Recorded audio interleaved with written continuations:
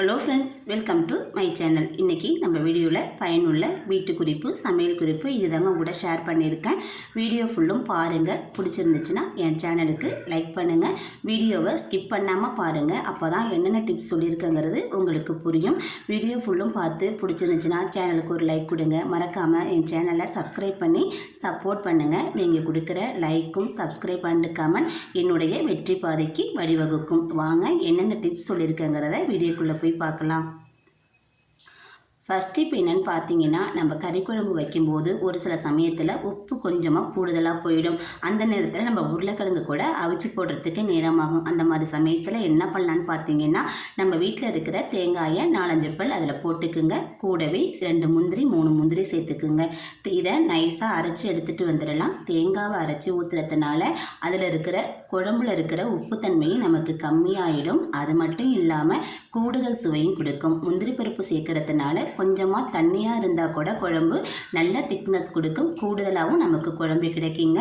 இந்த மாதிரி டிப்பை நீங்கள் ட்ரை பண்ணி பாருங்கள்.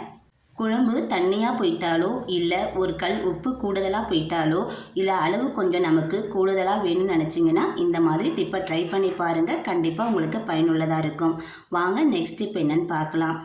நம்ம வீட்டில் மீன் வாங்கி கழுவி வைப்போம். என்ன தான் மஞ்சத்தூள் உப்பு போட்டு உரசி நம்ம எடுத்துகிட்டு வந்து கழுவி வச்சாலும் நம்ம கையில் அந்த மீனோட ஸ்மெல் இருந்துக்கிட்டே இருக்குங்க. ரொம்ப நேரத்துக்கு நமக்கு ஒரு மாதிரி வாடை வீசும். அந்த மாதிரி இல்லாமல் இருக்க எந்த கெமிக்கல் பொருளும் இல்லாமல் வீட்டில் உள்ள இந்த ஒரு பொருள் மட்டும் போதுங்க.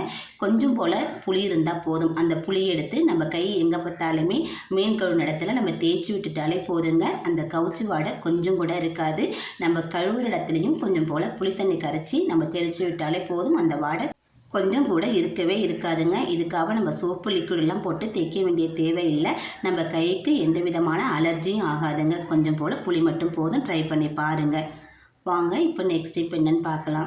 நம்ம வீட்டில் ஒரு சில சமயத்தில் கரண்ட் போயிடும். அந்த நேரத்தில் நம்ம மெழுகுவர்த்தி ஏற்றி வைப்போம். நான் கீழே ஒரு சின்னதாக அகல் விளக்கு வச்சு அது மேலே இந்த கொட்டாங்கச்சியை வச்சுருக்கேங்க. இந்த கொட்டாங்கச்சியில் இந்த மெழுகுவர்த்தியை நம்ம ஏற்றி வச்சோம்னா நமக்கு நீண்ட நேரத்துக்கு அப்படியே இருக்கும். அது எப்படின்னு பார்க்குறீங்களா? மெழுகுவர்த்தியை அது மேலே நம்ம ஏற்றிட்டு இது கூட நம்ம என்ன சேர்க்க போகிறோன்னு பார்த்தீங்கன்னா, கொஞ்சம் போல் தண்ணி தாங்க சேர்க்க போகிறோம். நான் கொட்டாங்கச்சியில் மெழுகுவர்த்தியை ஏற்றி வச்சுட்டேன். இது கூட நான் கொஞ்சம் போல் தண்ணி சேர்த்துக்கிறேன். கொட்டாங்கச்சியோட 1/4 பங்களவுக்கு தண்ணி சேர்த்துட்டு நம்ம எரிய விட்டோம்னா 2 மணி நேரத்துக்கு மெழுகுவர்த்தி நமக்கு எரியுதுன்னா இந்த மாதிரி ட்ரை பண்ணி பாருங்கள். 3 மணி நேரத்துக்கு கூட நமக்கு மெழுகுவர்த்தி எரியும். நீண்ட நேரத்துக்கு உழைக்குங்க. ட்ரை பண்ணி பாருங்கள். வாங்க இப்போ போய் நெக்ஸ்ட் இப்போ என்னென்னு பார்க்கலாம். இதுக்கு இன்றைக்கி நான் குளிக்கிற சோப்பும் துணி துவைக்கிற சோப்பும் தாங்க எடுத்திருக்கேன். குளிக்கிற சோப்பும் துவைக்கிற சோப்பும் எந்த பிராண்டாக இருந்தாலும் பரவாயில்லைங்க. நம்ம எது வீட்டில் யூஸ் பண்ணுறோமோ அதையே நீங்கள் எடுத்துக்குங்க.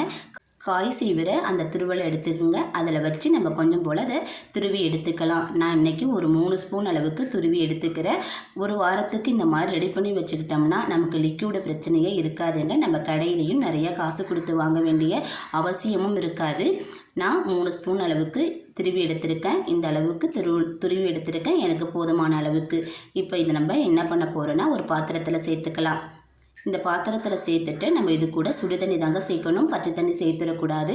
சுடு தண்ணி சேர்த்து நம்ம கலக்கி விடும்போது நமக்கு சீக்கிரமாக இது கரைஞ்சி வரும்.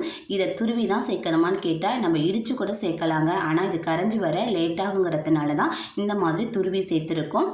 இது கூட நல்ல சூடான தண்ணியை இதில் சேர்த்துக்கலாம். ஆறின தண்ணியை கண்டிப்பாக சேர்க்கக்கூடாது. இது கூடவே முக்கியமான ஒரு பொருளும் சேர்த்துக்கிறேங்க. உப்பு தாங்க சேர்த்துக்கிறேன். கல் உப்பு சேர்த்துக்குங்க. சேர்த்துட்டு இது கரையிற வரைக்கும் நம்ம கலக்கி விட்டுக்கலாம். இது கரைஞ்சி நல்லா ஆறி வரட்டும். ஆறி வந்ததுக்கப்புறம் இதை ஒரு பாட்டிலில் நம்ம மாற்றிக்கலாங்க.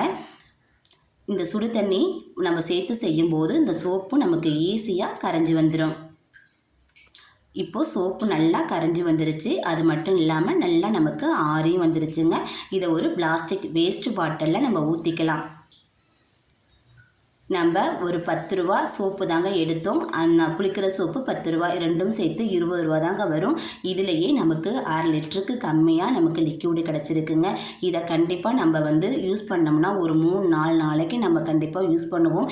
இது கூட நீங்கள் தேவைப்பட்டால் ஒரு ஷாம்பு கூட சேர்த்து நீங்கள் யூஸ் பண்ணிக்கலாங்க. நல்ல நுரையும் வரும், நல்ல அழுக்கும் போகும். இது மட்டும் யூஸ் பண்ணுறனாலும் யூஸ் பண்ணிக்கலாம். நல்ல அழுக்கு போகும். எந்த ஒரு சைடு எஃபெக்டும் இருக்காது. அது மட்டும் இல்லாமல் நம்ம காஸ்ட்லியான காட்டன் காட்டன் சாரீ, பிள்ளைங்களுக்கு போடுற ட்ரெஸ்ஸு இந்த மாதிரிலாம் வாங்கி வச்சுருப்போம். அதை மிஷினில் போட்டாலும் சரி, நம்ம சர்ஃபு போட்டு கையால் துவைச்சாலும் சரி, அது ஒரு சில நாளில் கலர் மங்கி போயிடும். அந்த மாதிரி கலர் மங்கி போகாமல் இருக்கிறதுக்கு இந்த மாதிரி லிக்விடை ரெடி பண்ணி நீங்களே மிஷினில் போட்டாலும் கையில் துவைச்சாலும் அப்படியே நிறம் மாறாமல் நமக்கு கிடைக்குங்க. ட்ரை பண்ணி பாருங்கள். நம்ம 20 ரூபா இருந்தாலே போதும். ஒரு மாதத்துக்கான லிக்விடை நம்ம வீட்டிலேயே ரெடி பண்ணி வச்சுக்கலாம். நல்லா ஒர்க் அவுட் ஆகும். இது கூடவே நம்ம கடையில் விற்கிற லிக்விடை வாங்கி 1 லிட்டருக்கு 1 லிட்டர் இந்த மாதிரி செஞ்சு நம்ம கலந்துக்கிட்டோம்னா 2-3 மாதத்துக்கு நமக்கு துணி துவைக்கிற லிக்விட் வாங்குற பிரச்சனையே இருக்காது. நமக்கு நிறைய காசும் சேவ் ஆகுங்க. ட்ரை பண்ணி பாருங்கள். இந்த மாதிரி செய்கிறதுனால அழுக்கு போகுமோ, துணியோட கலர் போகுமான்னு பார்த்தீங்கன்னா கண்டிப்பாக கலரும் போகாது, அழுக்கு நல்லாவே போகுங்க. துணி துவைக்கும் போது இந்த லிக்விடை பயன்படுத்தி பாருங்கள். கண்டிப்பாக சூப்பராக அழுக்கு போகும். ட்ரை பண்ணி பாருங்கள். இந்த லிக்விடை ஒரு வாரத்துக்கு ஒரு முறை நம்ம ரெடி பண்ணி வச்சுக்கிட்டாலே போதுங்க. மாதம் லிக்விடு வாங்க வேண்டிய அவசியம் நமக்கு இருக்காது. ஒரு 20 ரூபா இருந்தாலே போதும். வீட்டிலேயே ஈஸியாக நம்ம லிக்விடு பண்ணி துணி துவைச்சி முடிச்சிடலாம். இந்த டிப்ஸ் உங்களுக்கு பிடிச்சிருக்குன்னு நினைக்கிறேன். பிடிச்சிருந்தா என் சேனலுக்கு ஒரு லைக் கொடுங்க. மறக்காமல் சேனலை சப்ஸ்கிரைப் பண்ணி சப்போர்ட் பண்ணுங்கள். நான் சொன்ன டிப்ஸில் எந்த டிப்ஸ் உங்களுக்கு பிடிச்சிருந்துச்சுன்னு என்னோட கமெண்ட் பாக்ஸில் கமெண்ட் பண்ணுங்கள். மற்றொரு நல்ல பதிவில் சந்திப்போம். தேங்க்ஸ் ஃபார் வாட்சிங்.